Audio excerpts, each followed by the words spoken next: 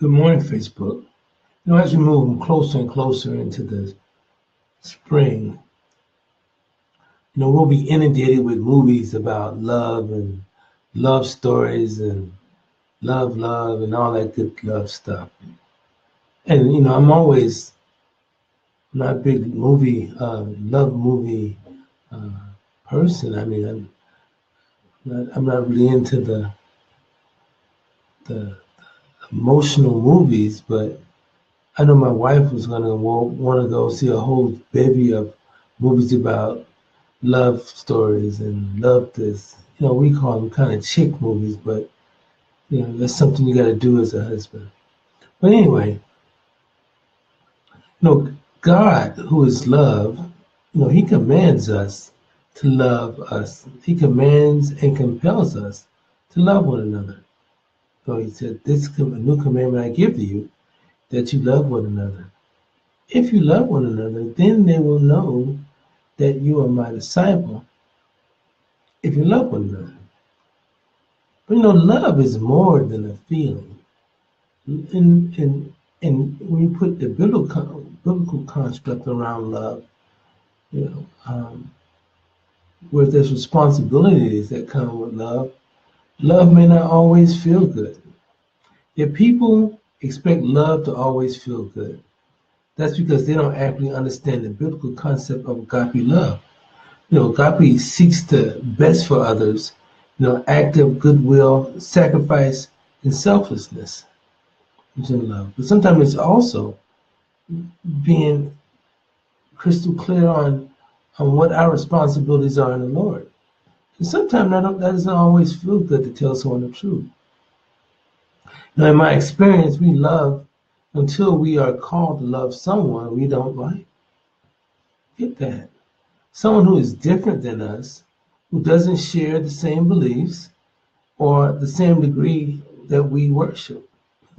We love to love as long as we're talking primarily about emotion, affection, and ideas, and not about real, actual people. So maybe we're in love with the concept of love and not in love with the responsibilities of love. Jesus loved people so much that he was willing to confront others in the midst of their awkward behaviors. He knew that time is a fleeting thing, that love, God's love, demands confrontational action when we act selflessly rather than selflessly. Let me get that a second to sink in. When we act selflessly rather than selflessly, because then love takes on a different perspective. He was willing to disrupt actions and attitudes that led to brokenness and abuse. He saw all people for their fundamental worth, and he challenged others to seek holiness in the same way.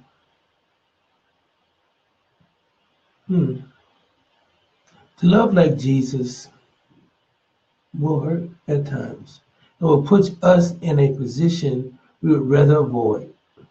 It will call our kind of behavior and practices into question. And it will force us to confront the brokenness in one another.